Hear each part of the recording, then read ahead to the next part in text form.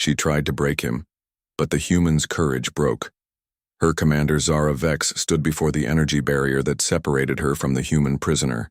The translucent blue field hummed with power, casting strange shadows across the detention bay of her warship. The human sat calmly on the metal bench, his hands clasped together as if he were simply waiting for a bus, rather than facing interrogation by the most feared intelligence officer in the Keth Empire. The prisoner was unremarkable. By human standards, average height with brown hair and green eyes that seemed to hold depths she could not fathom. His name was Danny Rivers, according to the files, and he had been captured during the raid on the human colony of New Haven 3. Days had passed since his capture and he had not spoken a single word. Despite her various attempts, Zara pressed her palm against the control panel and the barrier dissolved with a soft chime. She stepped into the cell, her tall frame casting a long shadow. The Keth were naturally imposing beings standing nearly 7 feet tall with pale blue skin and silver eyes that could see across multiple light spectrums. Her uniform bore the insignia of her rank and the scars of countless battles fought across the galaxy. Danny looked up at her with those green eyes and smiled. The expression was so unexpected and genuine that Zara found herself momentarily off balance. No prisoner had ever smiled at her before. They usually cowered or raged or begged, but never smiled. "You find something amusing about your situation?" she asked, her voice carrying the authority that had broken stronger beings than this fragile human. "Not amusing," he replied, his voice calm and steady. "Just wondering why someone like you chose this path." Zara felt her jaw clench.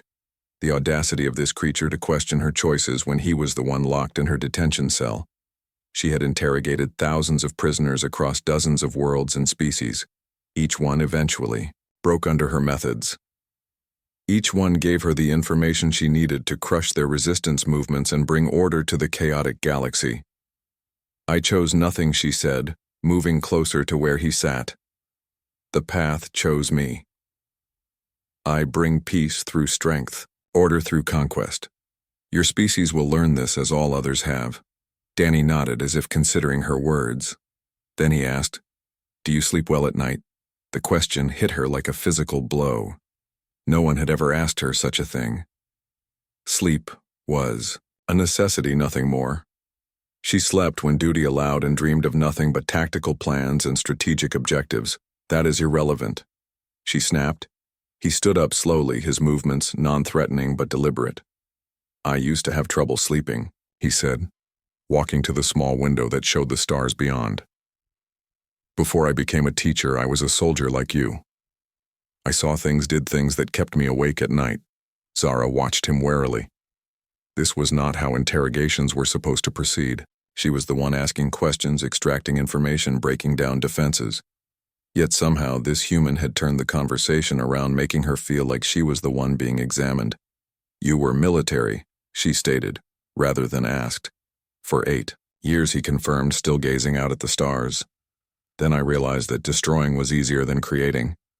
Anyone can tear something down, but it takes real courage to build something better. So I became a teacher. Started working with children on the frontier colonies." "Why are you telling me this?" she demanded. "Because I see something in you that you might not see in yourself," he said, turning to face her again. "Your eyes.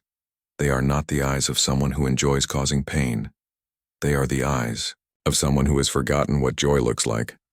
Zara felt something twist in her chest, an unfamiliar sensation that made her want to step back and reassert control. Instead, she found herself asking, "What did you teach?" "History and literature," he said.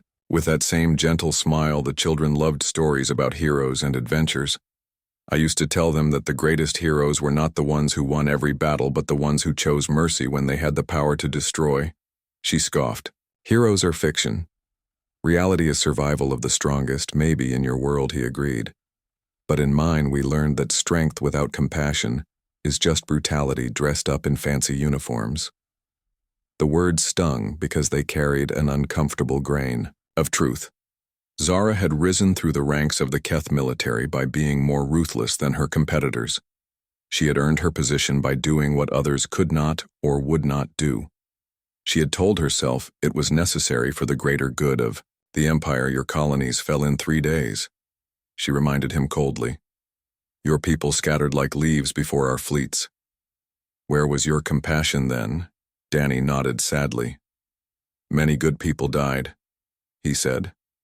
But some survived. Some escaped to carry on the dream of something better. And every day we delayed you was another day for those transports to reach safety. Every hour we held our ground was 60 more minutes for children to live. Zara stared at him, trying to understand how someone could speak of defeat with such quiet pride. In the Keth Empire, failure was punished swiftly and brutally. Yet this human talked about his failed defense as if it were a victory. You accomplished nothing, she said, but her voice lacked its usual conviction. We accomplished everything that mattered, he replied. We saved lives. We showed that some things are worth fighting for, even when you cannot win. And we proved that humans do not surrender their humanity, even in the face of overwhelming odds. Over the following days, Zara found herself returning to the detention cell more frequently than necessary. She told herself it was part of her interrogation strategy, wearing down the prisoner through repeated contact. But truthfully, she was drawn to these conversations in ways she could not explain. Danny never asked to be released, never begged for mercy, never tried to bargain for his life.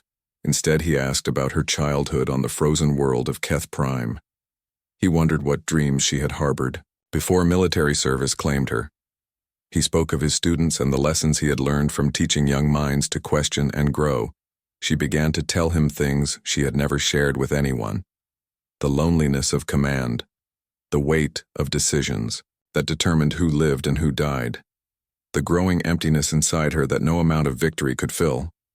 One evening, as the artificial day cycle dimmed the lighting in the detention bay, Danny was sitting cross-legged on the floor of his cell. His eyes were closed and his breathing was slow and steady. What are you doing? She asked, stepping closer to the energy barrier. Meditating, he replied without opening his eyes. My grandmother taught me when I was young. She said that no matter how dark the world became, we always had the choice to carry light within ourselves. Zara found herself sitting down outside the cell, something she had never done with any prisoner before. Tell me about this light. He opened his eyes and looked at her with such kindness that she felt tears threatening at the corners of her eyes. It is the part of us that refuses to be broken, he said. The part that chooses love over hate, hope over despair, mercy over vengeance. Even when everything else is taken from us, we still have that choice. She thought of all the worlds she had conquered, the resistance movements she had crushed, the prisoners who had died under her interrogation. Each face rose before her memory like ghosts demanding justice. How do you live? With what you have done? She asked, her voice barely above a whisper. The same way you do, he said gently. One day at a time. Making better choices when we can. Forgiving ourselves when we cannot. And never giving up on the possibility that tomorrow can be different from yesterday. That night, Zara lay in her quarters staring at the ceiling of her command ship. She thought about the children Danny had taught and the stories he had shared with them. She thought about the light he claimed existed within everyone, even within someone like her. For the first time in 20 years, Commander Zara Vex did not sleep, the dreamless sleep of the conqueror. Instead, she dreamed of a small classroom on a frontier world where a teacher helped young minds discover the difference between strength and brutality, between order and justice, between survival and truly living. In the morning, she made a choice that would change both their lives forever. She walked to the detention cell and deactivated the energy barrier. Danny looked up from where he sat, reading a datapad she had provided him with stories and poems from across the galaxy. You are free to go, she said quietly. He set down the datapad and studied her face. Why? Because you were right, she admitted. I have spent so long breaking others that I forgot how to build anything worthwhile. You showed me that there is still light, even in someone like me. Danny stood and walked to where she stood in the doorway of what had been his prison.